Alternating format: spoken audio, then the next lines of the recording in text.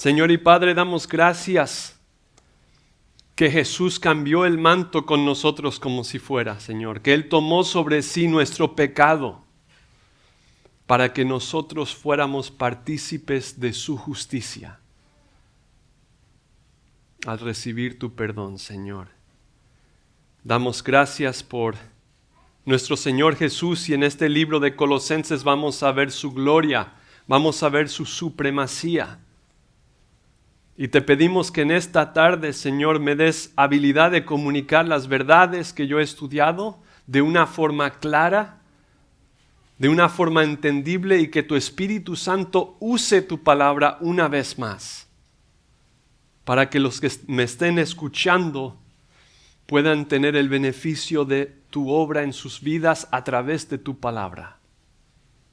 Sabemos que tu palabra no vuelve vacía, Señor, sino que lleva a cabo la misión que tú tienes para ella. Así que te damos gracias por este tiempo y pedimos que estés con nosotros de una forma especial usando tu palabra para renovar nuestras mentes. Nuestras mentes naturalmente no piensan tus pensamientos, no piensan como tú piensas, Señor. Tus pensamientos son demasiado altos para nosotros. Por eso tenemos que renovar nuestra mente con tu palabra. Pedimos que la uses en nuestra vida en esta tarde. En nombre de nuestro precioso Señor Jesús. Amén. Así que hoy vamos a estar en Colosenses. Si quieren tomar sus Biblias y dirigirse al libro de Colosenses, vamos a estar dando una introducción al libro.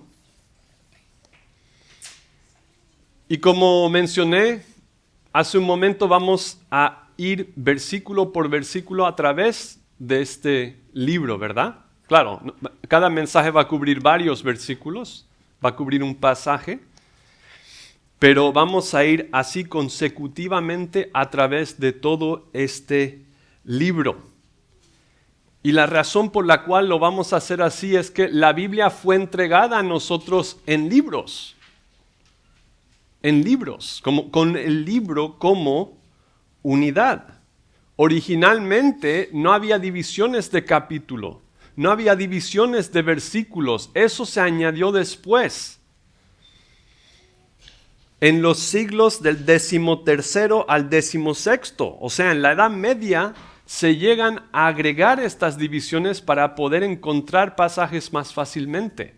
Pero la Biblia nos fue dada en libros y el libro es una unidad de pensamiento, una lógica, un argumento que se desarrolla a través de ese libro, ¿verdad? Nosotros vamos a ver la epístola a los Colosenses. ¿Qué significa la palabra epístola? Solo es una forma formal de decir una carta. Esto fue una carta que se escribió, alguien lo escribió a otra persona, y pues en el primer siglo no tenían un sistema de correo como nosotros, que escribimos una carta, la echamos en el correo, va a llegar a otra persona. No, había un sistema de correo, pero solo era para uso oficial de los romanos. Ellos tenían su propio sistema de correo, pero no era algo que cualquier persona podría mandar una carta. Esto era solo para el gobierno romano, el imperio romano, a través de todas las tierras que ellos controlaban. Entonces, si alguien quería mandar una carta a otra persona, tenía que entregar eso a alguien que estuviera viajando en esa dirección. Y ellos llevarían esa carta consigo y al llegar a su destino buscarían a la persona y le entregarían la carta. Y tampoco la carta es como nosotros pensamos en una carta. La carta en ese entonces no era en un papel y un sobre, no. Ellos escribirían en lo que tuvieran. A veces mandaban notas en trozos de barro, como si se rompía una olla. En ese trozo de barro podían escribir y mandarlo así. O en un papel que se hacía con un cuero muy fino, hecho de la piel de un animal. Y ahí escribirían cartas más largas, serían este tipo de papel, ¿verdad? Y así lo mandarían con alguien. Y de hecho era tan importante mandar una carta que a veces la persona que hacía el viaje lo hacía con la intención de llevar la carta. O sea, ese era el motivo de su viaje. Entonces, antes de entrar en la carta, estamos tomando este sermón para dar introducción. ¿Por qué? Porque si alguien llegara al buzón de su casa y sacara una carta personal de algún familiar o amigo de usted y lo lee, ¿crees que lo entenderían? Bueno, entenderían algunas cosas, pero para entender bien esa carta, tendrían que saber quién es la persona que escribió la carta, saber algo de ellos, saber algo de usted, saber algo de la situación, la relación entre los dos, ¿verdad? Saber quizás otra comunicación que ha venido antes, que es necesaria para entender esta carta, y cosas por el estilo, ¿verdad? La situación, el motivo de escribir la carta, toda esta información sería necesaria para que una persona entendiera la carta que saca del buzón de usted. Ahora imagínese que la persona que saca la carta es de 2000 años en el futuro, habla otro idioma y tiene otra cultura. Sería mucho más difícil, ¿verdad? Nosotros, eso somos nosotros. Esta es una carta de hace 2000 años, hablamos otro idioma que el idioma en el cual la carta fue escrita y venimos de otra cultura. Entonces, por eso es importante tomarnos el tiempo de entender la situación que rodea esta epístola antes de entrar para poder entenderla así mejor. Así que hoy vamos a ver el autor de la epístola a los Colosenses, los destinatarios, o sea, a quién fue dirigida la carta, el trasfondo, o sea, todo lo que rodea la carta, el escribir de la carta, la situación que lo rodea, la ocasión, o sea, por qué se escribió la carta, y el tema. Esos 5 puntos vamos a cubrir para darnos un buen entendimiento de todo lo que tiene que ver con este libro que tenemos en el Nuevo Testamento. Así que vamos a empezar en nuestras Biblias en Colosenses capítulo 1 y vamos a cubrir solamente versículos 1 y 2 porque vamos a dar mucha más información que también vemos en otras partes de la Escritura. Entonces, así dice la palabra de Dios, Colosenses 1:1. Pablo, apóstol de Jesucristo, por la voluntad de Dios, y el hermano Timoteo, a los santos y fieles hermanos en Cristo que están en Colosas, gracia y paz sean a vosotros de Dios nuestro Padre y del Señor Jesucristo. Entonces, ahí en la primera frase, en el saludo, vemos quién escribe la carta y a quién está escribiendo. Entonces, esas cartas, como dije, no tenían un sobre, no tenían afuera la dirección y el nombre de la persona que lo va a recibir y la que lo manda, pero la primera frase de la carta ahí contiene la información. Entonces vemos que el que escribe, el autor, es Pablo. El apóstol Pablo, una figura prominente en el Nuevo Testamento, mucho del Nuevo Testamento fue escrito por él. Él es el apóstol a los gentiles. Nació en Tarso alrededor de la época del nacimiento de Cristo, entonces él nació muy cerca del tiempo en que nació nuestro Señor. Nuestro Señor, claro, murió y ascendió cuando tenía más o menos 33 años, ¿verdad? Pero sus contemporáneos siguieron viviendo y eran muchos de los que estaban, los discípulos, etc. Pablo es de Tarso de Cilicia. Entonces, él es el apóstol a los gentiles y viene de un lugar que está muy lejos de Jerusalén, de Israel, un lugar gentil del Imperio Romano. Sabemos que él es de ahí por muchos pasajes, pero en Hechos, si quieren dejar el dedo aquí e ir a Hechos, porque hay varios pasajes que vamos a ver ahí, para saber un poco más del apóstol Pablo, tenemos más información en Hechos 21. En Hechos 21, así que vamos a mirarlo en un momento, pero el versículo 39 dice, Hechos 21:39 dice, entonces dijo Pablo, yo de cierto soy hombre judío de Tarso, ciudadano de una ciudad no insignificante de Cilicia. Pero te ruego que me permitas hablar al pueblo. Entonces él nació en Tarso de Cilicia, una ciudad importante. Era una ciudad independiente bajo el Imperio Romano. Las ciudades que estaban bajo el Imperio Romano no todas tenían el mismo nivel de independencia. En algunas ciudades los romanos dirigían todo, gobernaban todo, no tenían ellos ninguna independencia. En otras, como esta es una ciudad independiente donde se le da ciertas libertades a esta ciudad, es un gran privilegio, están bajo el Imperio Romano, pero están funcionando independientemente. En algunos de estos sitios ni se cobraban impuestos siquiera. Entonces, es una ciudad importante, es una ciudad que tiene esa independencia y es un grande centro de comercio y educación. Tenía una universidad, era un lugar donde había mucho comercio, era un cruce, como diríamos, del mundo antiguo, donde se cruzaban las civilizaciones, traían de muchos lugares mercancías para vender, para hacer comercio, y era un lugar próspero, era un lugar importante. Él dice aquí, en el pasaje que acabamos de ver en Hechos, dice de una ciudad no insignificante.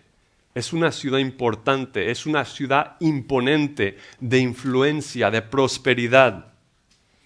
Era una ciudad que era un puerto, estaba en un río y estaba adentrado un poco en ese río, pero los barcos podían entrar del Mediterráneo y llegar a ese puerto. Entonces mucha gente estaba llegando ahí para vender y comprar mercancías y traían también muchas ideas, ¿verdad?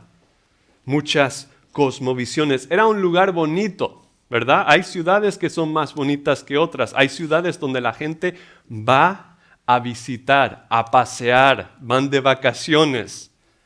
Tarso era un lugar donde los romanos que más dinero tenían, la aristocracia romana, ellos venían aquí a pasear. Entonces imagínate cómo sería ese lugar que los romanos ahí iban de vacaciones.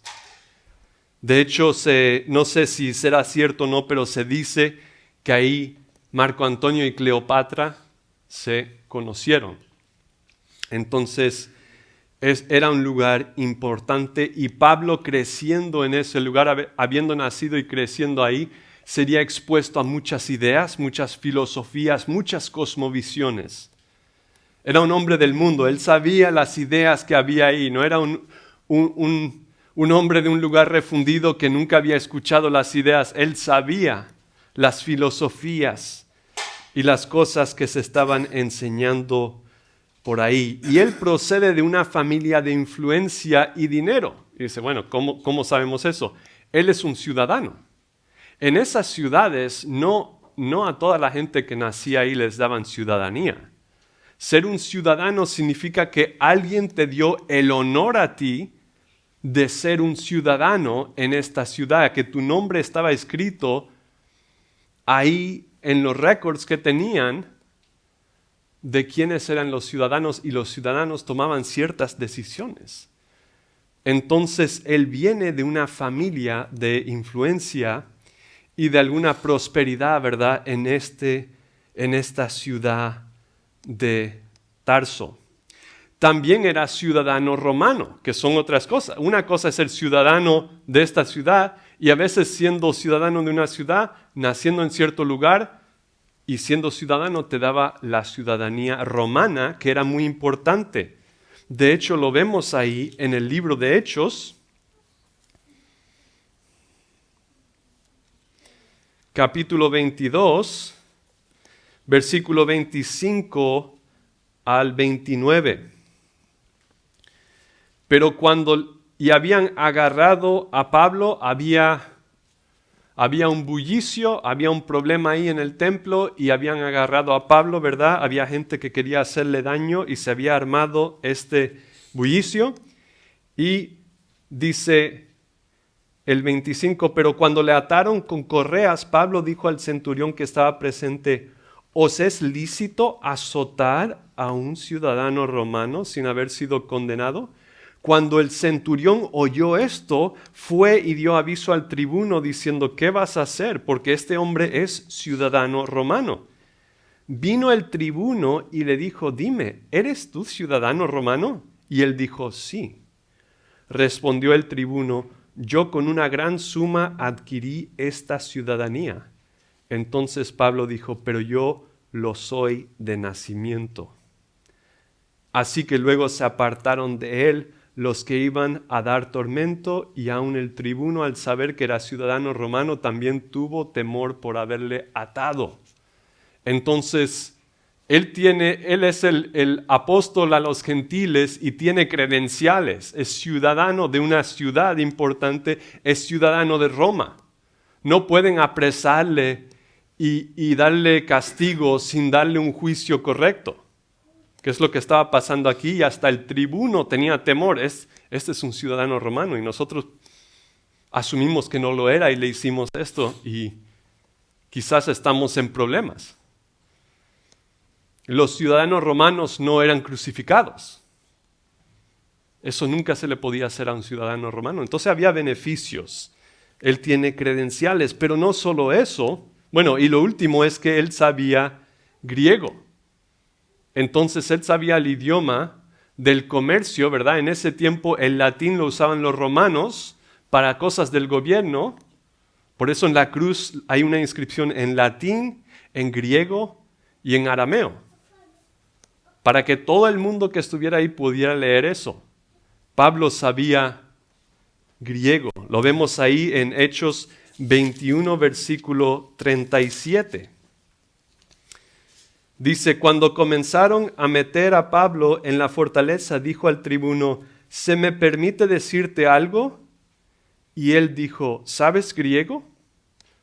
Entonces, él le habló al tribuno en griego y el griego se sorprendió. ¿Cómo tú sabes griego? Aquí estamos en Israel, bien lejos de todo esto, y tú sabes griego. Entonces, por eso él puede escribir esta carta en griego, porque él sabía griego. Pero también es un hebreo de hebreos. O sea, era el apóstol a los gentiles y sabe mucho de todo ese mundo, pero aún así él es hebreo. Y lo vimos ahí en el 21:39. Dice, yo de cierto soy hombre judío de Tarso. Entonces es un judío que vivía en Tarso, tiene las ciudadanías romanas y de Tarso, pero todavía es hebreo. Es hebreo. Y eso es bastante importante si miramos en Hechos 22, versículos 2 y 3, cuando se dirige a sus hermanos judíos ahí en Jerusalén, dice el versículo 1, varones, hermanos y padres, oíd ahora mi defensa ante vosotros. Y al oír que les hablaba en lengua hebrea, guardaron más silencio. Y él les dijo, yo de cierto soy judío, nacido en Tarso de Cilicia, pero criado en esta ciudad, instruido a los pies de Gamaliel, estrictamente conforme a la ley de nuestros padres, celoso de Dios como hoy lo sois todos vosotros. Entonces, desde pequeño, él fue instruido como un fariseo, la secta más estricta de los judíos, ¿verdad? Entonces, el padre fariseo tenía que hacer 3 cosas para con su hijo a la hora de criarlo. Tenía que enseñarle la Torá, enseñarle las escrituras del Antiguo Testamento, mucho de eso sería memorizado, le daban una instrucción profunda en la cual él conocería todas esas escrituras muy bien. La segunda cosa es que el padre tenía que conseguirle una esposa, era parte de las metas del papá. Y la última es que tenía que enseñarle un oficio. Entonces tenía que conocer la Biblia, el padre tenía que enseñarle la Biblia, conseguirle una esposa y enseñarle un oficio de trabajo. Como vimos ahí, él se formó como rabino bajo Gamaliel. Gamaliel era uno de los rabinos más famosos. Hay escritos de él, los judíos todavía usan los escritos de Gamaliel.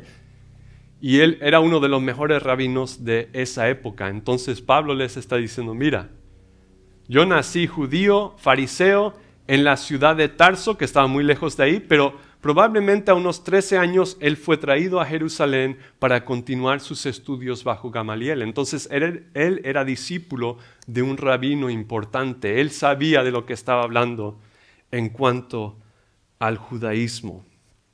Y sabía arameo, como lo vimos ahí en ese pasaje, ¿verdad? El versículo 2 dice, y al oír que les hablaba en lengua hebrea, guardaron silencio, porque no todos los que venían de otras partes del Imperio Romano, incluso judíos, sabían la lengua hebrea, ¿verdad? El arameo yo creo que en esta instancia el hebreo, que era algo que aún era más antiguo de lo que estaban incluso usando en ese momento. Entonces Pablo es una persona que el Señor lo ha formado desde su infancia, preparándolo específicamente para el ministerio que él iba a tener en este momento crucial de la historia de la iglesia. Y el Señor lo usó grandemente. El Señor usó a Pablo más que a cualquier otra persona para que el evangelio explotara y se extendiera por todo el Imperio Romano. El Imperio Romano era el mundo conocido en ese tiempo. Era el mundo. Había gente fuera de ese imperio, pero ese imperio era el mundo civilizado, ¿verdad? El mundo por lo menos conocido. Y el Señor lo usó. El Señor tomó su corazón, lo cautivó con el evangelio y luego él, viendo el gran amor que Dios tuvo hacia él, ese amor lo impulsó a él para sufrir muchas cosas y todo lo hizo para ver que rodillas doblaran ante el nombre de Jesús. Esa era su meta. Él sufría, padecía persecución, hambres, peligros. Puedes verlo ahí en otros pasajes que él pasó todo tipo de cosas. En el libro de Hechos lo apedrearon, lo dejaron por muerto. Y él seguía y seguía. El amor de Cristo había tomado control de su corazón y lo impulsaba. Y no había coste que fuera demasiado alto para él, en orden que él viera el nombre de Dios glorificado, personas doblando la rodilla ante Jesús, personas salvas y personas creciendo en el Señor. Dice, nuestro pasaje sigue diciendo, es el apóstol de Jesucristo. Diciendo que él es el apóstol les recuerda su autoridad. No les está escribiendo como alguien que no tiene autoridad. Él tiene autoridad. Sus palabras llevan autoridad, pero es un hombre bajo autoridad. Y siempre debemos de recordar eso. Todo creyente que está en un puesto de autoridad está bajo autoridad también. Nuestro Señor Jesús. Y Pablo les recuerda esto. Les escribe con autoridad, pero su autoridad es una autoridad derivada de, a la medida que él siga a Cristo, él tiene autoridad.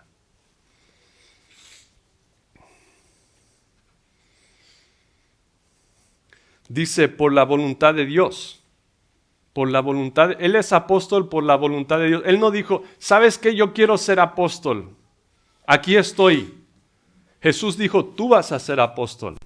En una visión le dijo, tú vas a sufrir mucho por mi nombre. Tú vas a ser apóstol. Y Pablo está recordándoles, yo no soy apóstol por mi propia voluntad. Jesús me escogió a mí para hacer lo que estoy haciendo.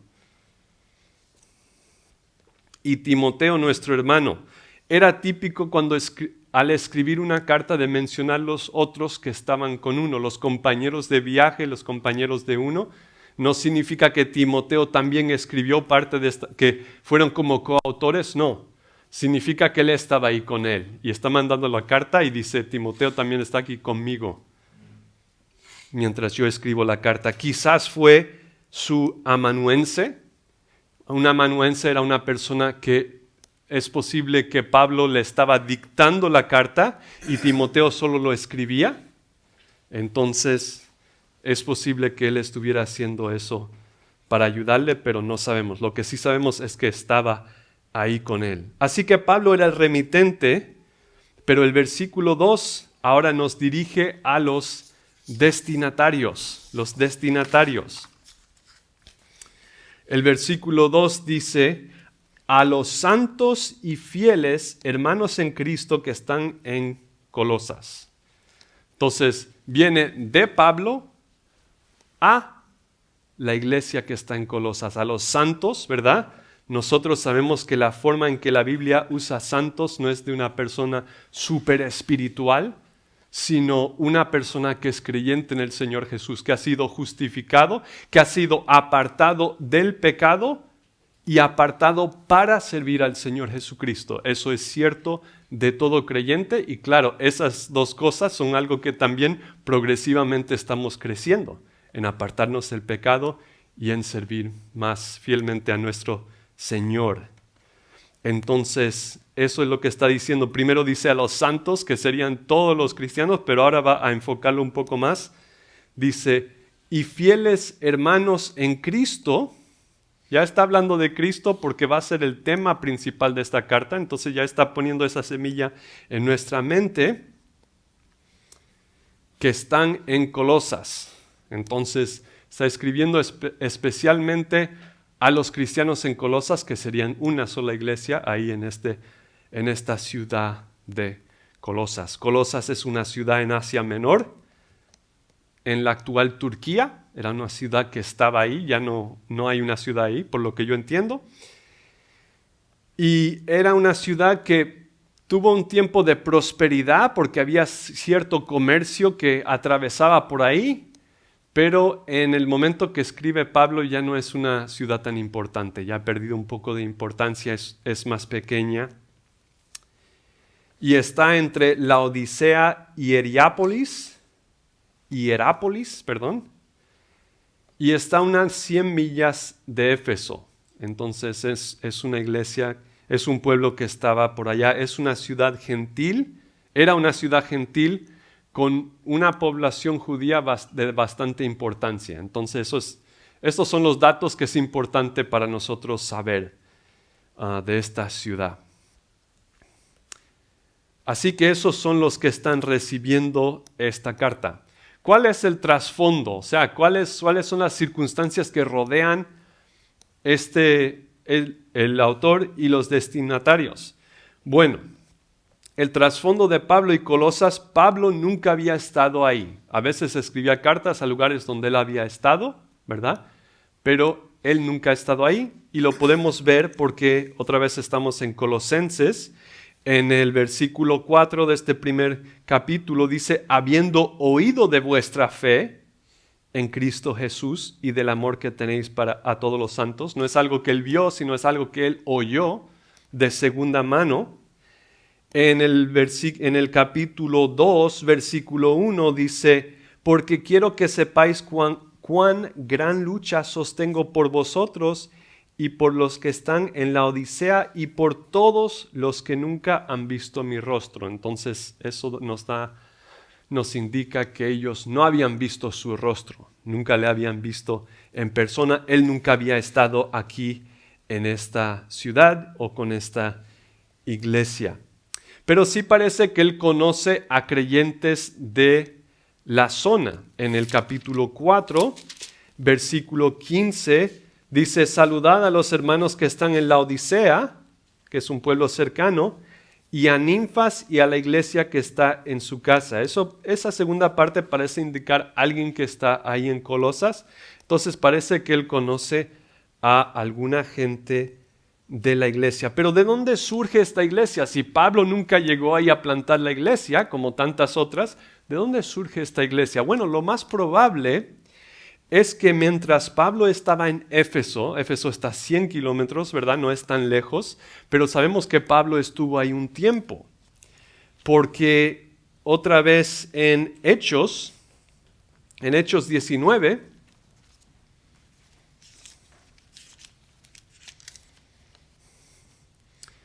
Hechos 19:1 dice, aconteció que entre tanto que Apolos estaba en Corinto, Pablo, después de recorrer las regiones superiores, vino a Éfeso, ¿verdad? Y después nos cuenta varias cosas que pasaron en Éfeso, pero si bajas al versículo 10, dice, así continuó por espacio de 2 años, de manera que todos los que habitaban en Asia, judíos y griegos, oyeron la palabra del Señor. Entonces Pablo llega a Éfeso, pasa varios años ahí, a veces solo pasaba ciertas semanas o meses y tenía que seguir por persecución, pero aquí en Éfeso hizo como su base de operaciones. Y ahí había gente, Éfeso era una ciudad muy importante, mucha gente viajando, viniendo, llegando, y él ahí compartió el evangelio. Y gente llegó a conocer a Cristo, algunos seguramente se quedaron para ser entrenados por él, discipulados ahí, y luego volvieron a los lugares de donde eran. Por eso en toda Asia, aunque él solo se quedó en Éfeso, en toda Asia conocieron el evangelio, ¿verdad? Entonces lo más probable es que Epafras, que se va a mencionar un poco más adelante, estaba viajando por Éfeso, llegó a conocer al Señor ahí, fue instruido por Pablo y luego regresó a su pueblo natal, su ciudad natal de Colosas, y ahí compartió el evangelio y así empezó la iglesia. Y vemos a Epafras en el capítulo 1, versículos 7 y 8, donde dice, como lo habéis aprendido de Epafras, nuestro consiervo amado, que es un fiel ministro de Cristo para vosotros, quien también nos ha declarado vuestro amor en el Espíritu. También lo vemos en el capítulo 4, versículo 12. Os saluda Epafras, el cual es uno de vosotros, siervo de Cristo, siempre rogando encarecidamente por vosotros en sus oraciones para que estéis firmes, perfectos y completos en todo lo que Dios quiere. Entonces parece que así, ese es el origen de la iglesia y la relación que Pablo tiene con la iglesia, para que ahora entendamos cuando él les dirige palabra, hay que recordar estas cosas para entender mejor el libro, ¿verdad? ¿Cuál es la fecha? Bueno, Pablo está al escribir en prisión, él está preso. ¿Cómo sabemos eso? Bueno, si vamos al capítulo 4, versículo 3 dice, orando también al mismo tiempo por nosotros, para que el Señor nos abra puerta para la palabra, a fin de dar a conocer el misterio de Cristo, por el cual también estoy preso. También lo vemos en el versículo 10 del mismo capítulo. Aristarco, mi compañero de prisiones. También en el versículo 18, la salutación de mi propia mano de Pablo, acordaos de mis prisiones. Entonces, parece ser que es la primera vez que estuvo preso, si se acuerdan cuando fue a Jerusalén y empezó todo ese problema y los judíos querían traerle a corte, ¿verdad? Y luego él apeló a César después de una serie de otras cortes que él tuvo, y eso le llevó hasta Roma, donde estaba preso, pero parecía que en ese tiempo estaba en un arresto domiciliario, donde él estaba en una casa privada y estaban ahí, ¿verdad?, con él los soldados romanos que lo guardaban ahí, pero gente podía venir e ir. Y así pudo mantener su ministerio, mandar cartas, hablar con la gente y tal, recibir visitas. Entonces, esa es la fecha. En el 60 al 62 después de Cristo. Entonces, más o menos unos 30 años después de la cruz estamos hablando. Ahora, ¿cuál es la ocasión para escribir? ¿Cuál es la ocasión de escribir? Bueno, parece que él recibió una visita de Epafras, porque al escribir está diciendo, Epafras manda saludos, Epafras está con él. Entonces, parece que lo que entendemos es que hay una amenaza de herejía de tal grado que Epafras no se siente preparado para lidiar con la herejía, entonces él hace un viaje para visitar a Pablo. Él hace un viaje de 1000 millas para visitar a Pablo, para que Pablo escribiera una carta para combatir la herejía que está amenazando a la iglesia en Colosas. Entonces, y esto nos recuerda que el cristianismo bíblico es conservador en su naturaleza.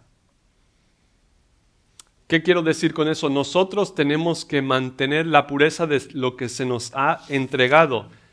En Judas versículo 3, yo solo puedo ir rápido, dice: pues mucho me regocijé cuando vinieron los hermanos y dieron testimonio de la verdad, de tu verdad, de cómo andas en la verdad. ¿No tengo yo mayor gozo que este? Con razón decía, esto no me suena porque estaba en tercera de Juan. Judas 3, perdón. Amados, por la gran solicitud que tenía de escribiros acerca de nuestra común salvación, me ha sido necesario escribiros exhortándoos que contendáis ardientemente por la fe que ha sido una vez dada a los santos. Nuestro trabajo es mantener lo que se nos ha encomendado en la Biblia. Es conservar lo que ya tenemos. A través de los años, claro, vamos a profundizar en la Biblia, pero vamos a siempre creer lo que se nos dice aquí. Nosotros no creemos nada distinto a lo que se creía en el primer siglo. Nosotros debemos de siempre mantener la pureza doctrinal y contender por la fe que se nos ha dado, no progresar a otras cosas. No es progresivo lo que nosotros estamos haciendo, es conservador en cuanto a conservar la fe que se nos ha dado. Pero parece que Epafras va y se queda con Pablo y ahora envía a Tíquico y Onésimo, que vemos en Filemón versículos 1 y 2. No vamos a ir ahí, pero él les manda a ellos de regreso con la carta. Ellos van a hacer el viaje de regreso con la carta. Y si miras el libro a los Efesios, esta carta que va a mencionar a Filemón y la carta de Filemón, parece que ellos llevaban estas tres cartas. Entonces ellos van en este viaje y claro, no solo llevan la carta para Colosas, saben que van a estar en Éfeso, saben que en la iglesia de Colosas está Filemón y llevan estas tres cartas cuando hacen el viaje. Y vamos a mirar brevemente la herejía. Hay una herejía que está amenazando la iglesia. Este es el motivo por el cual Epafras hace este viaje tan largo y tan peligroso. Y vemos elementos de la herejía en lo que Pablo está diciendo en la epístola. Él está refutando ciertas falsas doctrinas que nos dan a entender la naturaleza de esta herejía que estaba amenazando la iglesia.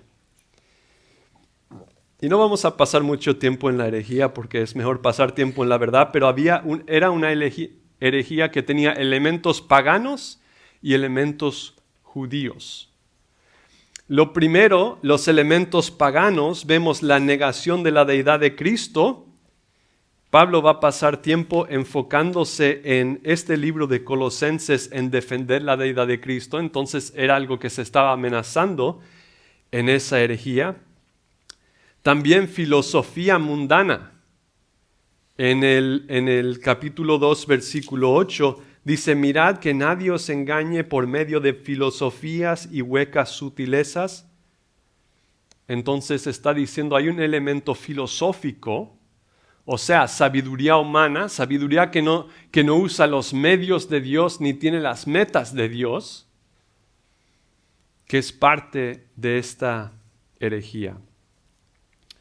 También hay ideas pre-gnósticas. El gnosticismo es algo que se hizo más popular un poco después, pero hay unas ideas que vinieron antes del gnosticismo. Y el gnosticismo decía que hay una sabiduría especial que solo ciertos iluminados que habían tenido una experiencia o tenían un conocimiento especial, ellos sabían la verdad y todos los demás no. Y también en el gnosticismo hay un rechazo de ver lo físico como malo. Entonces puedes entender cómo eso les llevó a negar la deidad de Jesús. Jesús era un hombre físico, ¿verdad?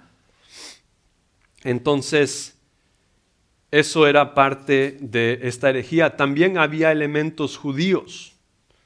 elementos judíos, ¿verdad? De hacer que la circuncisión fuera necesario para la salvación. La circuncisión era parte, lo vemos en el 2:11.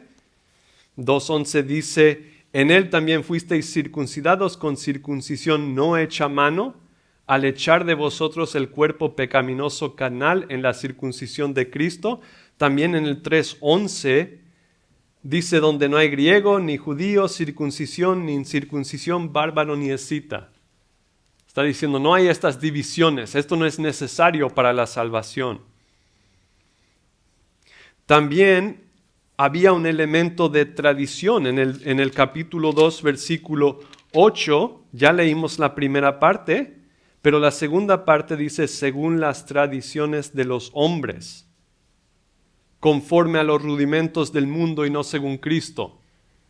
Hay tradiciones que están bien, pero cuando subimos tradiciones de hombres al nivel de la palabra de Dios, ya estamos metiéndonos en falsa enseñanza. También rituales. En el capítulo 2, versículo 16, dice, por tanto, nadie os juzgue en comida o en bebida, o sea, en abstenerse de ciertas comidas, no comer ciertas comidas, o en cuanto a días de fiesta, luna nueva o días de reposo, hacer días necesarios para agradar a Dios, mantener ciertos días de cierta forma. Entonces todo esto viene del judaísmo. Y también había un elemento en esta herejía de la adoración a ángeles. Lo vemos ahí en el capítulo 2, versículo 18. Nadie os prive de vuestro premio afectando humildad y culto a los ángeles.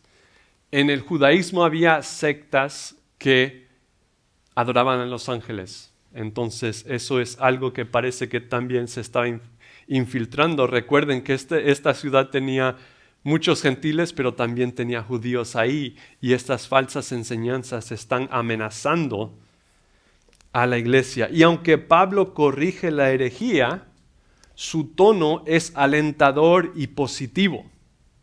Ya desde la entrada ya vimos que le está diciendo a los santos, a los fieles que están en Colosas, les está encomendando. No todas las cartas empiezan tan positivamente. A veces Pablo tenía que caerles duro. Pero el tono de la carta es alentador. Hay una herejía, pero él les va a alentar a una comprensión correcta de quién es nuestro Señor Jesucristo y lo que tenemos en Él. Entonces, ¿cómo va a combatir el error? ¿Enfocándose en el error? No, enfocando en la verdad, que al entender la verdad correctamente uno no va a creer el error que estaba ahí. Y eso nos lleva al último punto, el tema de la carta. El tema de la carta es la supremacía de Cristo y lo vemos en varios encabezados, ¿verdad? O subtítulos debajo de eso. La preeminencia de Cristo la vemos en Colosenses 1 del 15 al 18. Colosenses 1 del 15 al 18, escuchen lo que dice aquí. Él es la imagen del Dios invisible, el primogénito de toda creación, porque en Él fueron creadas todas las cosas, las que hay en los cielos y las que hay en la tierra, visibles e invisibles, sean tronos, sean dominios, sean principados, sean potestades, todo fue creado por medio de Él y para Él. Y Él es antes de todas las cosas y todas las cosas en Él subsisten y Él es la cabeza del cuerpo que es la iglesia. Él que es el principio, el primogénito de entre los muertos, para que en todo Él tenga la preeminencia. Él no es el primero y hay un segundo que le sigue. Él es el primero y único en su categoría. Él es supremo, totalmente supremo. Cuando ciertos grupos vienen a mi casa a hablar y ellos no creen en la deidad de Cristo, yo voy aquí. ¿Cómo puede la Biblia decir eso de una persona que no es Dios? Es imposible. Si tú lees esto y entiendes lo que dicen las palabras, lógicamente no puedes creer eso. Pero no solo habla de la primacía o la preeminencia de Cristo. Este libro habla de la deidad de Cristo. Lo vemos en el capítulo 1, versículo 19. Por cuanto agradó al Padre que en Él habitase toda plenitud. Otra forma de traducir eso es, por cuanto la plenitud de Dios agradó habitar en Él. Eso lo veremos cuando lleguemos al sermón que cubre este pasaje. Pero el mismo concepto lo vemos un poco más claramente en el capítulo 2, versículo 9. Porque en Él habita corporalmente toda la plenitud de la deidad. Entonces la deidad de Cristo es indicada en este texto, es apoyada. Pablo les está enseñando esto. Quieren que lo tengan bien entendido. También vemos la suficiencia de Cristo. No solo vemos que Él es la preeminencia de Él, su deidad, de que Él es Dios, pero vemos su suficiencia. Colosenses 2:10 dice: y vosotros estáis completos en Él, que es la cabeza de todo principado y potestad. Estamos completos en Él. Mira también el versículo 8. Mirad que nadie os engañe por medio de filosofías y huecas sutilezas según las tradiciones de los hombres, conforme a los rudimentos del mundo y no según Cristo. Está diciendo, todo lo que tú necesitas está en Cristo. No necesitas las filosofías del mundo, no necesitas sus principios elementales, sus tradiciones. Tú eres completo en Cristo, lo cual significa que Cristo es suficiente para lo que yo necesito. Él es nuestro primer, mejor y suficiente recurso. También lo vemos en el versículo 3. Terminando el 2 dice: y de Cristo, en quien están escondidos todos los tesoros de la sabiduría y el conocimiento. No tienes que buscar en otro lugar. Todo está escondido, todo está en Cristo. La suficiencia de nuestro Señor Jesucristo. El tercer tema que vemos aquí es nuestra identidad en Cristo. Nuestra identidad en Cristo, capítulo 3, versículo 1. Si pues habéis resucitado con Cristo, buscad las cosas de arriba, donde está Cristo sentado a la diestra de Dios. Mira el versículo 3. Porque habéis muerto y vuestra vida está escondida con Cristo en Dios. Capítulo 4, versículo 11. Y Jesús, es el versículo 4, del mismo capítulo del 3. Cuando Cristo, vuestra vida, o sea, Cristo es nuestra vida. Cuando Cristo, vuestra vida, se manifieste, entonces vosotros también seréis manifestados con Él en gloria. Y todo esto lo vamos a ver más a fondo cuando lleguemos a estos pasajes. Y el último, el versículo 11 de ese mismo capítulo, dice: donde no hay griego ni judío, circuncisión ni incircuncisión, bárbaro ni escita, siervo ni libre, sino que Cristo es el todo y en todos. Identidad en Cristo.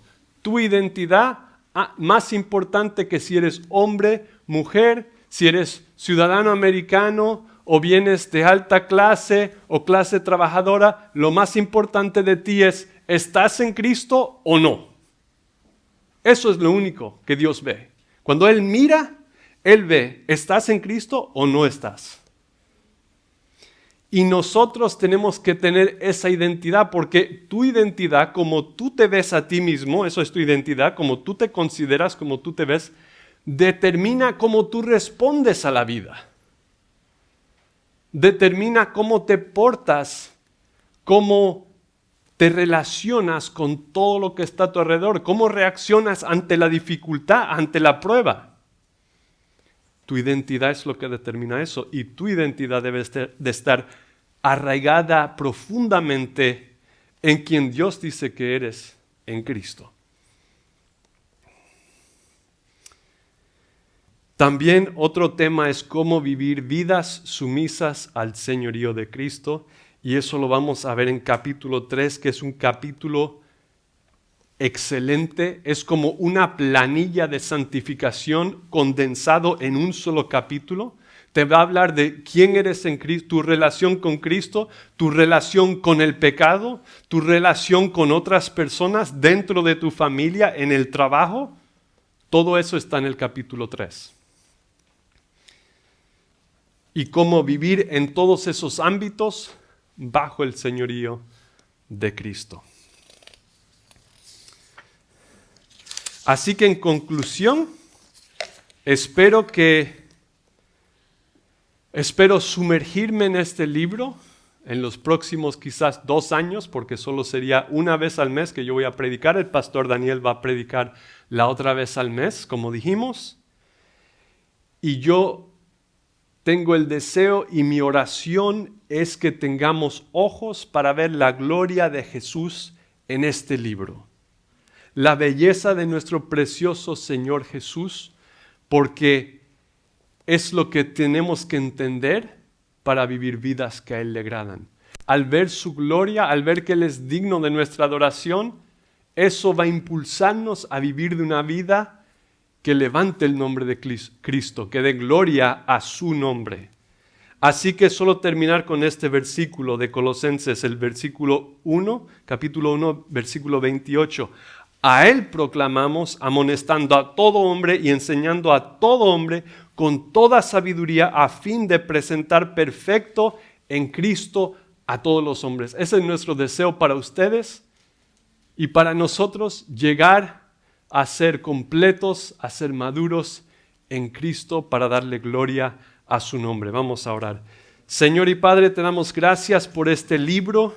Esto ha sido mucha información, Señor. Yo te pido que ayudes a mis hermanos, mis hermanas a entender de todo lo que dije. Lo más importante es lo que tenía que ver con nuestro Señor Jesús, pero ayúdanos a entender este libro, que podamos seguir a través de los siguientes meses y años a ir pasaje por pasaje y que eso sea una renovación de nuestra mente y nuestra alma y nos alimente espiritualmente para que crezcamos en Cristo. En su nombre lo pedimos todo. Amén.